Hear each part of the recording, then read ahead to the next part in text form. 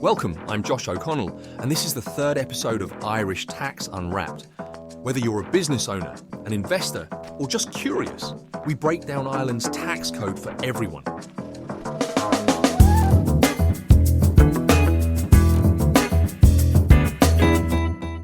In today's episode, we're doing something a little different. We're going to play a presentation on the taxation of crypto assets in Ireland. So without further ado, let's go to that presentation. Hello, I'm Josh from Coventure Tax Consulting.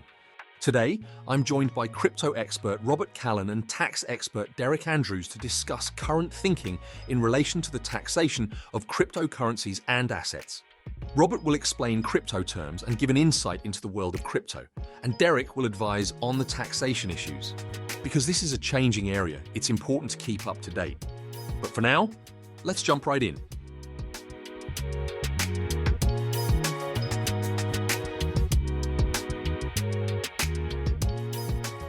So Robert and Derek, let's start with the agenda. Derek, would you like to give an overview of what is covered in this presentation from a tax perspective? Hi Josh, I'd be happy to. In today's presentation, we'll look at the tax environment as it applies to crypto. We'll break down how crypto is taxed, looking mainly at three areas: income tax, corporation tax, and capital gains tax, or CGT. We'll touch on mining, staking, forking, in-game rewards, and non-fungible tokens, or NFTs. We'll also briefly discuss coin offerings, or ICOs. I think this will be of interest to anyone who's in the crypto space, but domiciled individuals in particular will be keen to hear about a very recent update that targets them, and I'll touch on this at the very end. You've already mentioned some key words. We should give some context to these.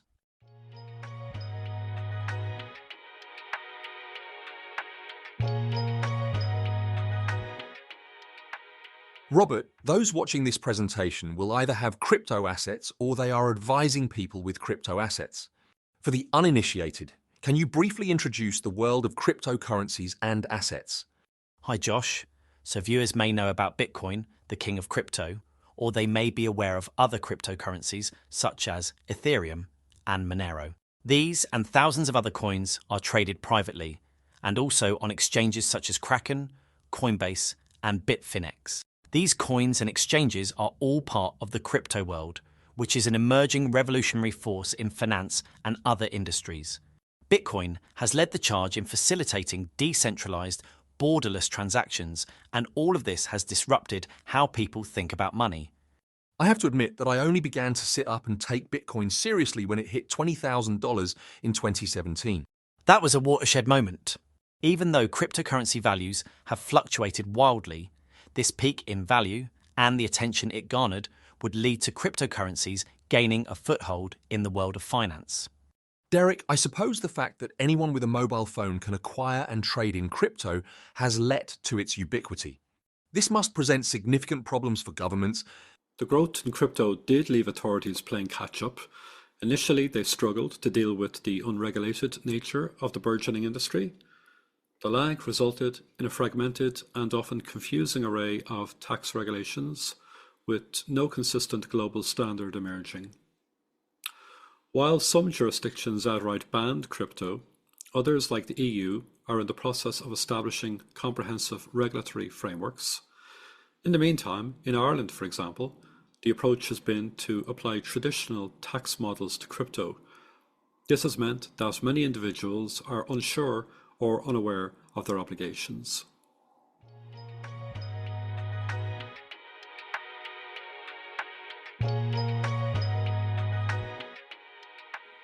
Derek, let's get the obvious out of the way first.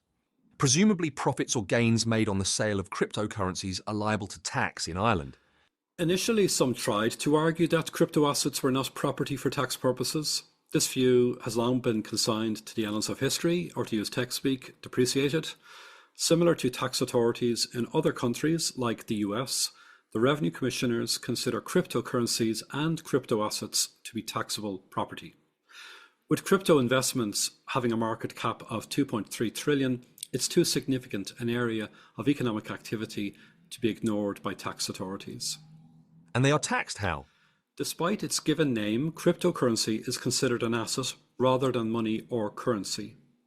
At a fundamental level, gains from crypto trades are subject to capital gains tax at 33%. Crypto is treated as a speculative investment then? Yes, but revenue generally treats crypto as investments rather than trading for all individuals. While trading treatment can arise, the majority of individuals will be treated as investors. What type of taxable events should individuals be aware of? Most events have a tax angle, which may be news to those in the crypto space. It's not only moves in and out of fiat currency that are taxable, all events that occur in between, like selling one type of crypto coin for another, must be tracked. And what are the rules for calculating CGT? If a person has multiple holdings of the same type of asset, Ryanair shares for example, the profit or loss on a trade is calculated using the FIFO or first in, first out rule. This rule specifies which shares are to be treated as sold in any given transaction. It's important to know and understand this rule, especially if dealing with multiple acquisitions of the same type of asset on different. How would the FIFO rule apply to crypto assets in practice? Under FIFO, the first crypto asset acquired is assumed to be the first asset sold and so on. When an investor sells a Bitcoin, the FIFO method matches the trade with the oldest Bitcoin holding. For tax purposes, the cost of the oldest Bitcoin is used to calculate the gain or loss triggered by the trade. If the oldest Bitcoin was purchased at a lower price, the CGT and therefore tax owed may very well be higher than what the investor is expecting. Are individuals obliged to declare crypto transactions? Yes, they are. And while a person can run into difficulty for failing to file a tax return on time, we'll touch on this later, not disclosing details of acquisitions can also be a problem. Directors in particular need to be aware that failing to file all information on a return could result in that return being treated as filed late. This could trigger substantial late filing penalties. What records must investors keep? Revenue would expect to have access to all information, and this means keeping records of transactions on hard wallets, exchanges, etc., whether accessed via a person's mobile phone, laptop, or other device.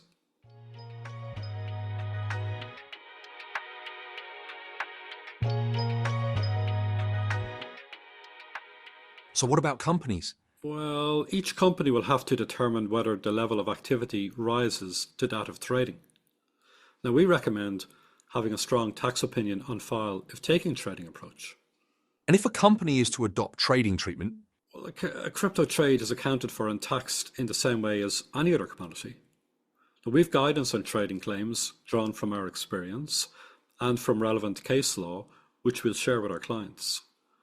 Trading profits and losses will be declared in financial accounts, prepared in accordance with relevant accounting standards and taxed in accordance with normal tax rules.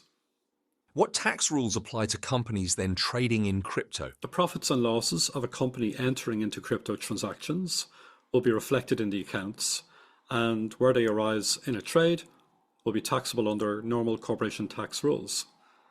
Where a company is engaged in a trade, profits are taxable at 12.5%. Otherwise, the profits and gains are liable to CGT at 33%. Talking about accounts, can they be prepared in, say, Bitcoin? Companies can prepare accounts in a currency other than the euro, but to my knowledge, crypto are not a functional currency as defined for accounting purposes. I believe that accounts can only be prepared in a fiat currency. That raises an interesting question about whether cryptocurrencies need to be marked to market yearly for accounting purposes. Now, that's a little outside my area of expertise. My understanding is that it depends on the accounting standards adopted. And if not trading? If not trading, as with the rules that apply to individuals, crypto trades will be liable to companies' CGT at an effective rate of 33%, as I mentioned earlier. Effectively, crypto transactions by companies are also treated as speculative investments then? That's correct. There's quite a high bar to achieving trading treatment.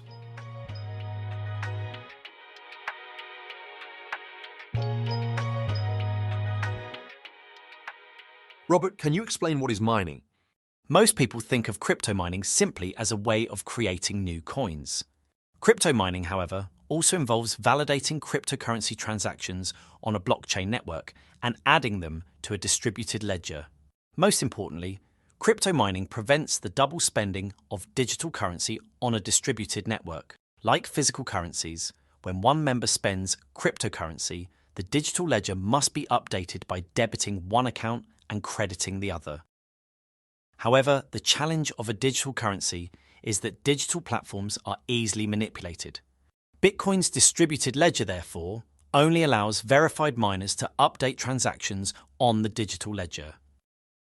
Many cryptocurrencies, including Bitcoin and classic Ethereum, use a consensus mechanism called proof of work. Via proof of work, the network throws a huge amount of processing power at solving problems like validating transactions between strangers on opposite sides of the planet and making sure nobody is trying to spend the same money twice. Part of the process involves miners all over the world competing to be the first to solve a cryptographic puzzle. The winner earns the right to add the latest block of verified transactions onto the blockchain and receives some crypto in return. At its peak, cryptocurrency mining was an arms race that led to increased demand for PC hardware. But the crypto mining gold rush quickly came to an end as the difficulty of mining top cryptocurrencies like Bitcoin increased. That said, mining can still be profitable. So Derek, what is the tax treatment of cryptocurrencies received from mining? Well, like all things crypto, Revenue has specified no distinct rules for the tax treatment of cryptocurrency mining. As traditional tax rules are applied, receiving mined cryptocurrency is unlikely to trigger an immediate tax event. However, when the asset is later sold, since there is no base cost, the full value of the sale will be subject to tax.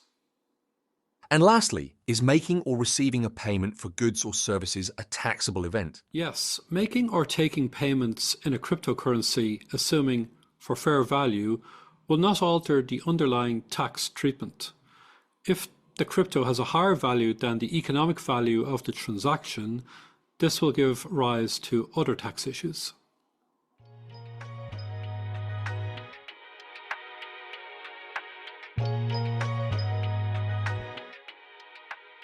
Can you explain for our viewers what is an airdrop? A cryptocurrency airdrop is a marketing strategy that involves sending coins or tokens to wallet addresses. Small amounts of the new virtual currency are sent to the wallets of active members of the blockchain community for free, or in return for a small service, such as retweeting a post sent by the company issuing the currency. And how are these taxed? As yet, there are no set rules for the tax treatment of cryptocurrencies received via airdrop. When cryptocurrency is acquired in this way, it's considered the acquisition of an asset. That acquisition will need to be declared. After that, the standard tax rules apply. The future disposal will trigger income tax, corporation tax, or capital gains tax with no base cost, provided that there is no document executed in Ireland concerning something to be done here. There should be no stamp duty exposure for the recipient. Robert, can you explain what is staking? Mining activities, which we mentioned before, can cause bottlenecks when there's too much activity. This results in transaction times being longer and much higher fees.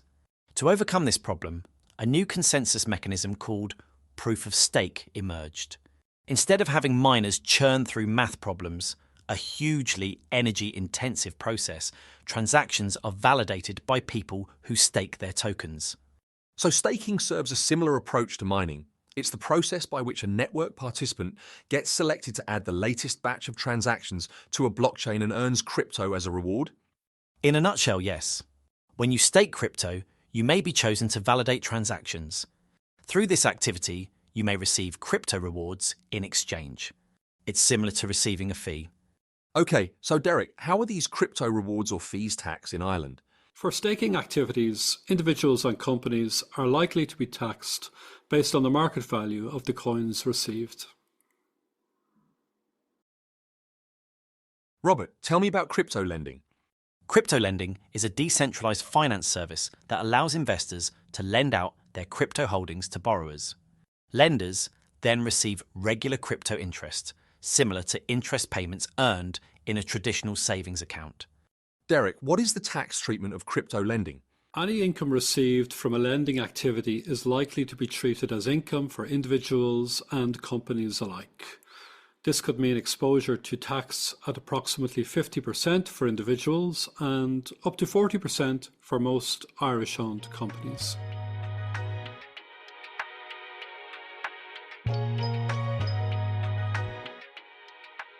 Robert, what is a crypto fork and how do they work? If you're a crypto enthusiast or investor, you've probably seen, among the many thousands of coins in digital circulation, coins with similar sounding names. For example, there's Bitcoin and Bitcoin Cash, or Ethereum Classic and Ethereum 2.0. There are soft forks and hard forks. Both are a result of changes made to a blockchain's protocol. Changes to a blockchain's underlying protocol vary in significance. Sometimes it's a minor upgrade, like a bug fix. This is called a soft fork. Other times, it can be a major system-wide overhaul, otherwise known as a hard fork. The latter is a change in a blockchain's programming that creates a new blockchain and cryptocurrency. Many projects have hard forked but kept their original names and tokens, with other groups deciding to stay with the original code and change the name.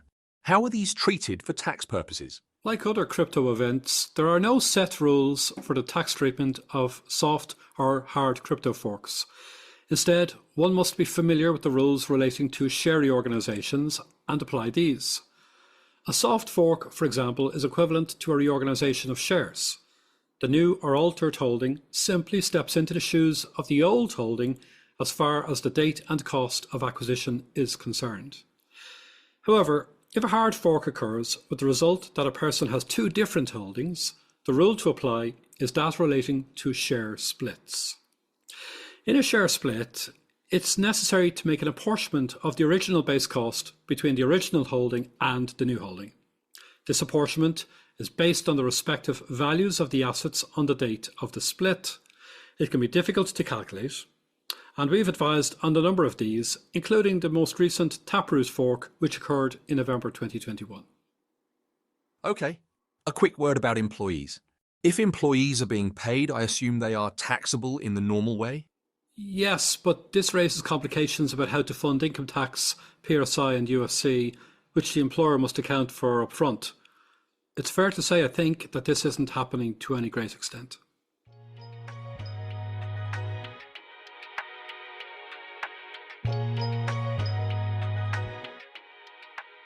Some of our clients have mentioned gifts and in-game rewards. What can you tell us about these? The growing popularity of NFTs and blockchain technology has greatly influenced the direction that video games are taking. There's been a huge growth in play-to-earn games, in which players can earn cryptocurrencies and tokenized assets which can be transformed into NFTs. Players unlock opportunities to amass in-game items, tokens, and cryptocurrencies, all while immersing themselves in diverse in-game activities, from fierce battles and daring exploration to intricate crafting. Derek, dare I ask, how are these tracked, let alone taxed? The honest answer is with great difficulty. As with traditional investing, we're very reliant on the quality of reports that can be generated from within the apps and software that our clients operate in. Because the tech business is very boom and bust, it's critical to download records and not leave them on a network or cloud.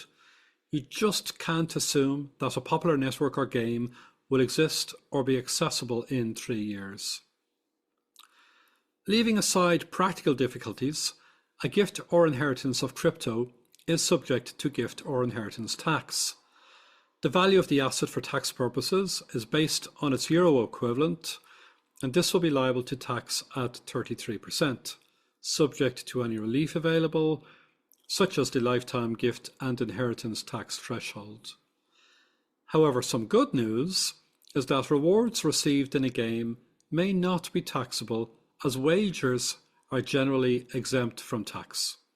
Are there any other taxes like stamp duty that can be triggered?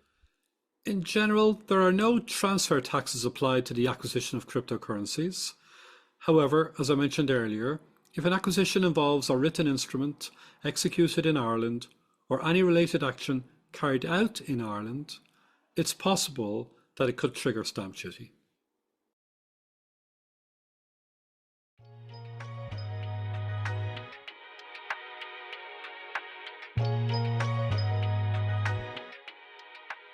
Can you touch on the VAT treatment of crypto transactions? The European Court of Justice has ruled that crypto is property for VAT purposes, so it's definitely possible for VAT to arise.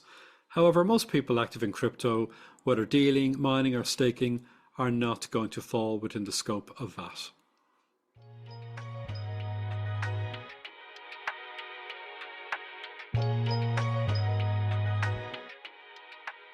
Robert, would you explain what is an initial coin offering, or ICO? Initial coin offerings, or ICOs, are a popular way to raise funds for products and services usually related to cryptocurrency. It's the cryptocurrency industry's equivalent of an initial public offering, or IPO. A company seeking to raise money to create a new blockchain app or service with a cryptocurrency can launch an ICO as a way to raise funds. So, interested investors buy into an ICO to receive a new cryptocurrency issued by the company. Yes, and this token may have some utility related to the product or service that the company is offering, or represent a stake in the company or project. Derek, about the tax treatment of ICOs, let me guess, there is no specific revenue guidance on this either. That's right. The treatment of an ICO for the recipient is similar to the treatment that applies to a fork, but with no base cost. The position of the issuer is interesting. The company could be considered to have disposed of an internally created asset, and that could be subject to corporation tax. Alternatively, the issue could be treated in the same manner as the issue of equity. For a share issuer, the issue of equity is tax neutral. If the company frequently issues crypto assets, it could be argued that this forms part of a trading activity, making the ICO proceeds taxable as income based on the company's accounts. What about VAT and stamp duty? The ICO should be exempt from both VAT and stamp duty. This is provided that the tokens are comparable to shares or securities. If not, well, the position could be different.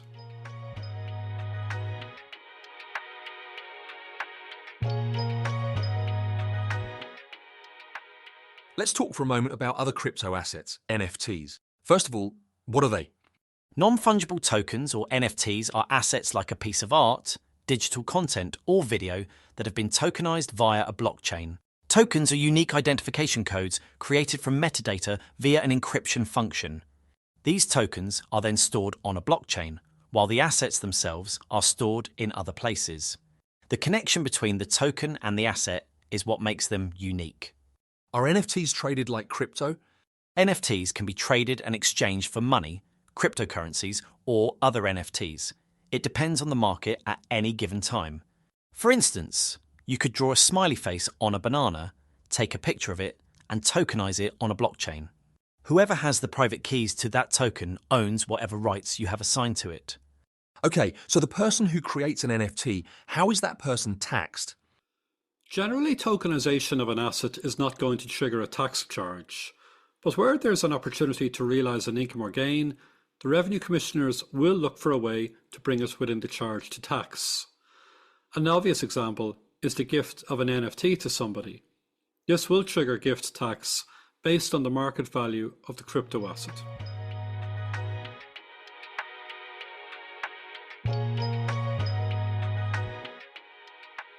What are the crypto reporting obligations? Crypto assets are subject to the same reporting requirements as all other assets.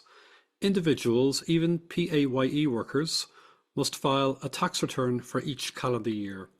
This return must include details of profits and gains on crypto trades. The tax return must be filed 9 months after the year end, i.e. the end of October, although in practice returns are usually filed mid-November. Anyone who is active year to year will be required to make a payment on account during the year, with the final top-up or balancing amount payable with the submission of the return. Anyone involved in crypto should know that new pan-European tax transparency rules will come into effect on the 1st of January 2026. These rules will require service providers, wherever they are located, to report on crypto transactions carried out by clients residing in the EU. It will also impose disclosures on financial institutions. The bottom line is that the Irish Revenue and other taxation authorities are going to get a lot more information than they currently have. Okay, thanks, Derek. Any final thoughts?